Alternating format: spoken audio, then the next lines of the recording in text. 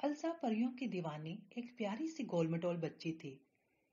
अलसा का कमरा, उसके खिलौने, स्कूल का बैग, यहाँ तक कि वाटर बोतल, लंच बॉक्स, कलर्स, सब का सब उसकी परियों से मोहब्बत को जाहिर करता था।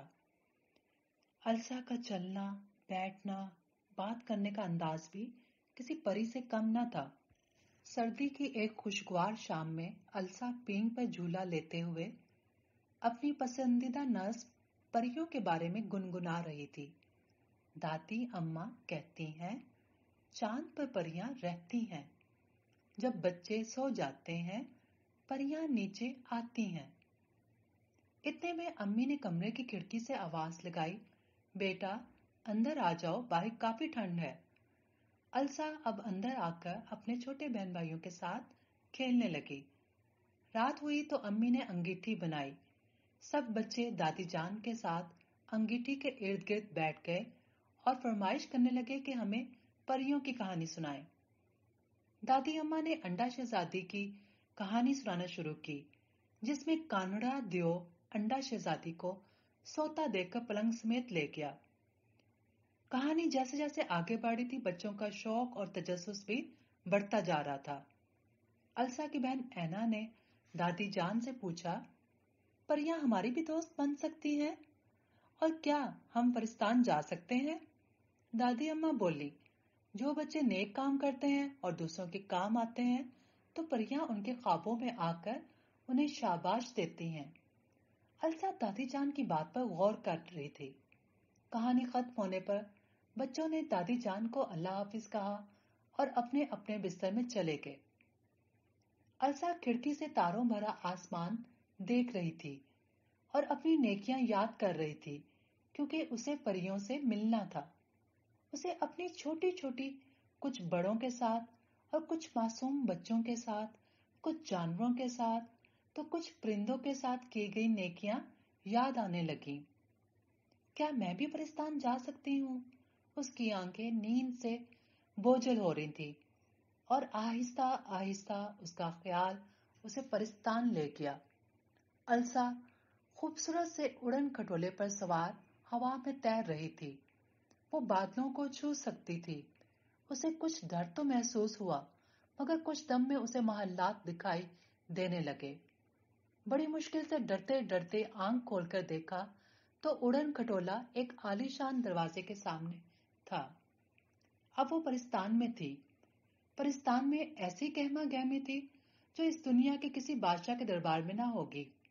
हजारों परियां गोरे गोरे रंग, लंबा कद, जर्क बर्क कपड़े पहने हंसती गाती इधर उधर फिर रही थी। हर दरख्त का तना चांदी का, सोने की शाखें, जुमुर्द के पत्ते फलों की जगह लाल लटक रहे थे। तालाब का पानी, अल्लाह अल्लाह, चांदी के वर्ग बिखरे हुए मालूम होते थे। फवारों में से मोतियों की बौछार हो रही थी। बारादरी में हसीन हसीन परिजात जगमगाते लिबास पहने बड़ी शान से बैठे थे। एक परी जो अलसा की उम्र की थी, चेहरा जैसे 14वीं रात का चांद, बाल कंधों पर, कई रंग के पर और ऐसे चमकदार कि आंख नहीं ठहरती थी। सर पर खूबसूरत ताज। परी ने आगे बढ़कर अलसा को खुश आमदीद कहा और प्यार से गले लगा लिया। अलसा का भी अब डर दूर हुआ और वो खुश दिली से मुस्कुराई। परिस्तान के हर फर्द से अलसा का तारुफ हुआ। ये मेरे बान परी जो अलसा से मिली, इसका नाम रुमान था। दोनों जल्द ऐसे घुल मिल गईं जैसे बचपन से दोस्त हों। रुमान ने बड़ी मोहब्बत से अलसा का हाथ पकड़ा और उसे अपने साथ खाने की मेज पर ले आई। फल, मिठाइयाँ, केक, सब ऐसे खुश जायका कि हर नवाले में रूह ताजा हो जाए।